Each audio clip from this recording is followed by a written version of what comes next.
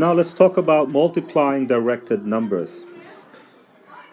Basically, if you are multiplying two directed numbers, you just have to remember this. If the signs of the two numbers are the same, then your answer would always be positive. If the signs of the two directed numbers are different, then your answer would always be negative. Okay, so to summarize that in a table, if you have a positive and a positive number, then you multiply them together, you will get a positive answer. If you have a negative and a negative number, you multiply them together, you will get a positive answer. However, if the signs of the two numbers that you're multiplying are different, then your answer will always be negative. Let's do a couple of examples. Okay, so here, if we have a positive number multiplied by another positive number, that should give us a positive answer, which is 4. Another example, if we have a negative number multiplied by another negative number, then the answer will be positive as well. So negative 3 times negative 4 gives us 12. However, if the signs are different, for example, negative 2 times 3, the answer would be a negative number. Or if we have a positive multiplied by a negative number, the answer is negative.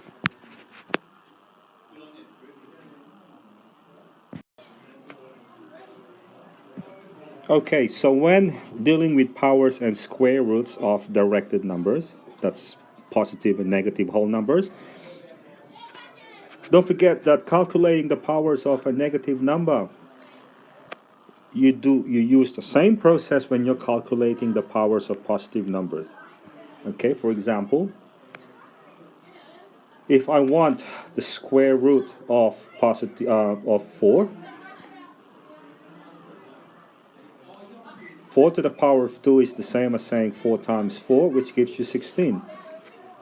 At the same time, if we have negative 4 to the power of 2, that's the same as saying negative 4 times negative 4. And we know that if we are multiplying two numbers that are negative, that would give us positive. So negative 4 times negative 4 gives us 16. So therefore, if we're finding out the square root of, say, a number 16, the answer would be plus or minus the square root of 16. Because the answer could be either negative 4 or positive 4.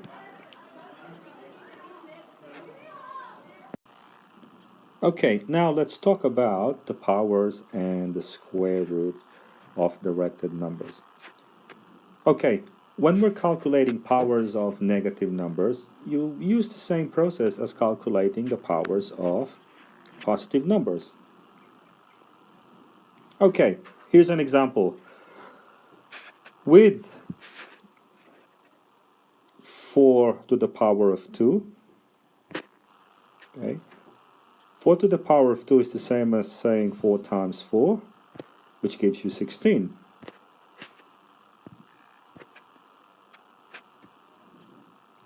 However, negative 4 to the power of 2 is the same as saying negative 4 times negative 4, which gives you 16 as well. So when you're asked to take the square root of that number, 16, okay, your answer could be plus or minus square root of 16. That's how you write it, a plus and a minus on top of each other. Or you write plus minus 4, because you could square the positive 4 and that will give you negative, that will give you positive 16. Or you can square negative 4 and that will give you also positive 16.